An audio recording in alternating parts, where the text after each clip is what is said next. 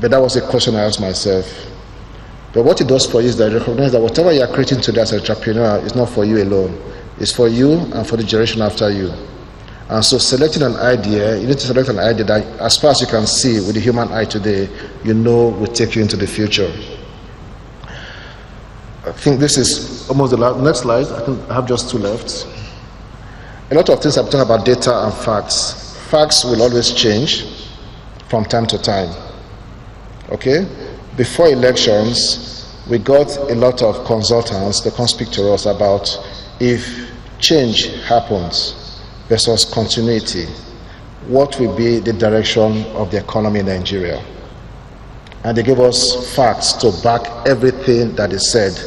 But guess what? Those facts are useless today because we're in a different regime and the issues on ground are not the issues we had before. It would be unwise to say, I use the facts then and recognize the fact that facts have changed now. So we are saying that facts do change, and if they do change, do not be hesitant. Don't hesitate to change your mind. Lastly, the next slide. I see a lot of young entrepreneurs get caught in what I call the activity trap. You get so involved in your day-to-day activities that you forget the reason for those activities. It's like climbing a ladder, getting to the top, only to discover that the ladder is resting on the wrong wall. And this is something we need to track. So by way of summarizing, therefore, I'm saying that if you look at Nigeria, without a lot of involvement by government, technology has been growing by way of contribution to GDP. And globally, this trend is something that we all know and see. And looking into Nigeria itself, the population, the issues that we have are issues that lend themselves to technology. And therefore, if you are thinking of getting into entrepreneurship, technology is a very good place to get into. Thank you. Thank you very much.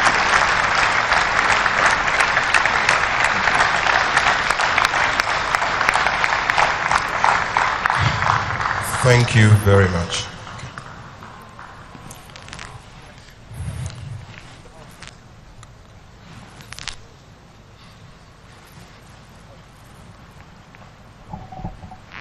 Unfortunately, we have such a short time to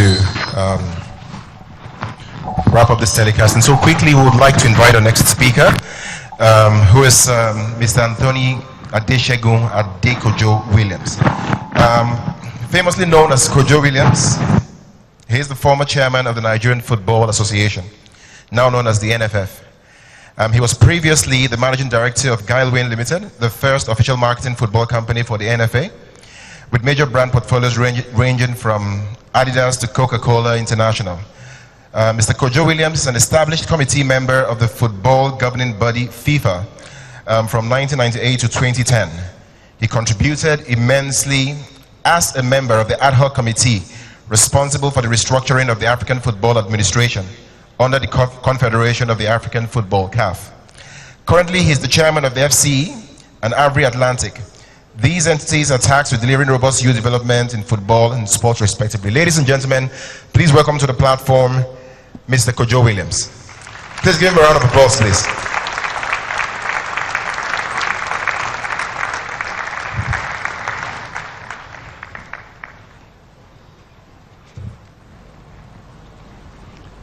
Good afternoon, distinguished ladies and gentlemen.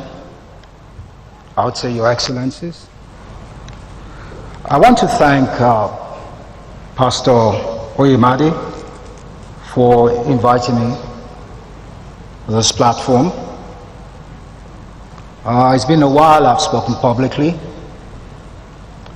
because in the last 17 years I've had issues with the sport authorities in the country because the main problem they have is they don't like the truth. But Pastor Oyemade has had thoughts otherwise to invite me today, so I would speak. It's a day of don't gag me, so I would speak. Thank you very much. What I preferred 19 years ago, when I look at it today, nothing has changed. in football, even in sports generally, because sports itself is a key driving force. It is the flagship of Nigeria. Football is the #1 game in the world and is the #1 game in Nigeria. So you cannot stop football from moving forward.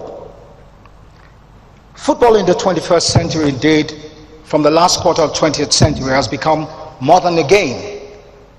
It has become one of the largest global economic drivers. Our ability to leverage the enormous opportunities the business of football presents require a paradigm shift among the game's principal stakeholders in our country. When I speak of root and branch reform, what I allude is a need to address the key components of business of football. The business of football is very dynamic. One of the major problems we've had is we believe in Nigeria that football is mostly the sports for dropouts, or just to make money, get foreign exchange, make a lot of noise, get a bunch of boys together, win competitions without the proper program set in place.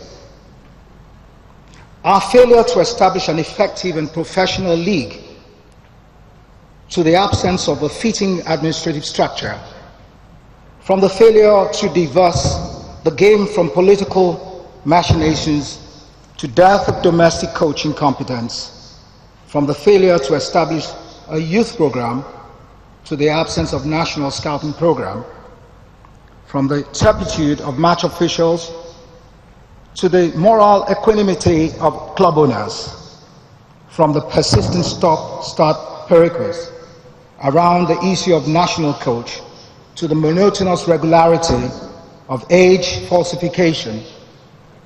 At every turn, a cabal, at times overt, at times implicit, has enthroned mediocrity. Mediocrity is what thrives in our sports. Mediocrity is what thrives in our football. And we must go away from mediocrity, and we must go for professionalism. Because Nigeria is such a great nation, we have what it takes. We have the youths to build professionalism at the highest level. We must veer away from mediocrity.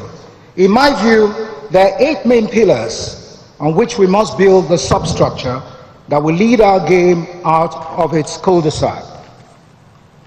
A development policy, a grassroots policy, a college of excellence, a scouting program, professional league, commercial perspective, a junior and intermediate program for our national team, and a monitoring and continuing playing scheme for the national teams.